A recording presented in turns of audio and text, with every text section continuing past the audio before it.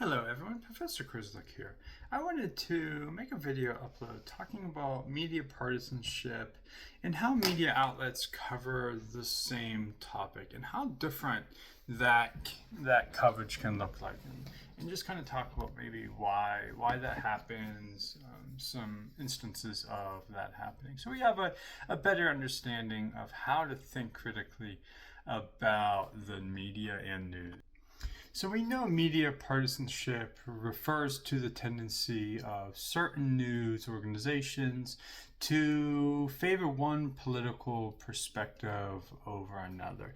This can be in the reporting, what they choose to report, what they choose to cover, how they frame issues, which we'll see a peaceful protest versus a riot versus however it's being characterized. So a lot of different ways that different medias outlets frame events differently, and what they emphasize. Do they emphasize the peaceful protesters at a demonstration, or do they emphasize maybe protesters who are engaging in non-peaceful protests at the same protest?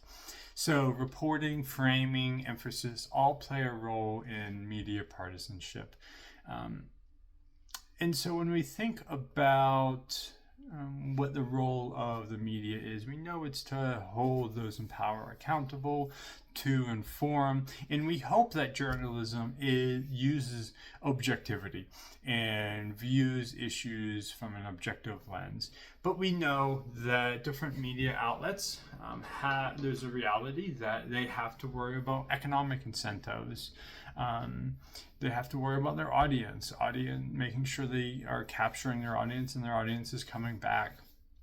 There is also just natural political polarization in the country. If we're thinking about the US, we know there's political polarization. These issues all push towards partisan coverage. We also see the rise of 24 hours a day news channels that have to put something on, and they want to keep their audience engaged and attached and staying on their channel. So that drives really wanting to capture their audience. We see social media algorithms. So if we step away from traditional news sources and think about social media wants to keep viewers engaged. They want to keep people scrolling and keep people on their devices because that's what their business model is. It's not a nefarious plot. It's just that's what their business model is, to keep viewers engaged. And so what can happen is, so maybe you're on YouTube and you'll be fed, the algorithm will find you another video that is similar to your initial video because they think you'll watch it, and you'll keep watching it, and that way their business can work. And so we also see that leads us to this idea of news bubbles, where we find partisan media that we agree with, and we just continue to watch that. Especially we can see this on cable television, we can see this online, where we find channels that share a similar worldview that we do, and so we continue to watch those channels because it doesn't really challenge our worldview. So let's break down some of these ideas that we just introduced. So our audience targeting is absolutely one factor driving partisan media. Outlets really tailor their content to loyal, ideologically consistent audiences. So we know that if you watch Fox News, you're more likely to be conservative, and you will see news on Fox News that reinforces that ideology. And your ideology and your way of looking at the world will be reinforced. Conversely, if you watch MSNBC, much more of a liberal audience, these liberal ideas and liberal values will be reinforced on MSNBC. So that creates a partisan gap. And as we'll see in a moment or two, how they cover news stories really varies. So as we mentioned, profit motives absolutely play a role. Outrage, fear, emotional engagement will drive clicks, will drive people to the news, will drive people to your website. And that leads to ad revenue, which often is the only way that some of these news sources can make a profit to stay in business. So again, it's not a nefarious plot by their part, but they need to stay in business. They need to sell ads, so they need what they cover can oftentimes be driven. If it's a corporate news outlet, they're trying to stay in business. They're trying to make money. So this happens. It creates this partisan climate. And like we said, we are living in a rather politically polarized world. So as society becomes more polarized, media reflects and reinforces those divides. So we absolutely see that all of these play a role. So let's think about some examples that we can think of. So we can think about the same events, recent events that we've all been living through, and how they've been covered quite differently. So when we see protests in Los Angeles or the No Kings protests really around the country, we know these things have been covered quite differently. Fox News, for instance, might run a title, "Violent Left-Wing Mobs Take Over City Streets." And then their pundits will talk about violent mobs, burning buildings, harassing police officers. MSNBC, conversely, might run a title, "Peaceful Protesters Demand Justice in Wake of, say, a police shooting or perceived rise of authoritarianism." So we can see that same event, massively covered differently. And even in the title. So maybe the AP or Reuters, something more neutral, could run an article like "Hundreds Gather in Protest Over Recent Police Shooting," or "Hundreds Gather in Protest Over ICE Actions." So we can see even at the outset, before we go into the news article, that if you yourself have a political polarization, you have a firm belief, one side or the other, you're more likely to find a home in one of those two, either the Fox or MSNBC article, and that's where you go to get your news. And then in return, your worldview, how you think the world already works, will be reinforced. So let's think of another one. We can think of like COVID-19. Something, again, we all lived through when we think of restrictions, maybe lockdowns.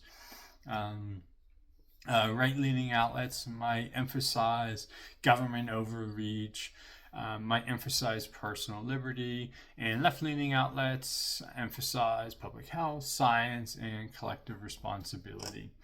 So we can see the media you can find a media for pretty much any worldview you have. But then what happens is, once we have these worldviews, we seek out media that just reinforces our already preconceived notion of how the world works. We're not really being challenged.